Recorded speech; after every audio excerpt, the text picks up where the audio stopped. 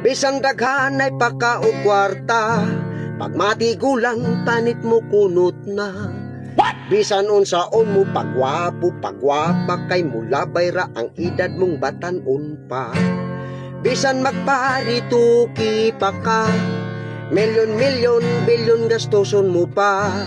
Maotro gyud ang panit, bati o kaluya, kay ikaw gyud karon tigulang na. Kaya ang ginhawa ta hinulman ra, kinabuhing pangsamantala. Sa kalibutan dili gyud magdugay mo, abot gyud nga kita kuhaon na. Why forever young, kay di magdugay matigulang.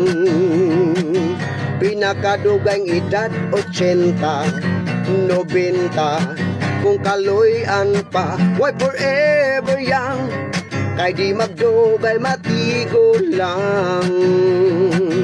Ang batang naong nato sa una, mula bayra kay tigulang na.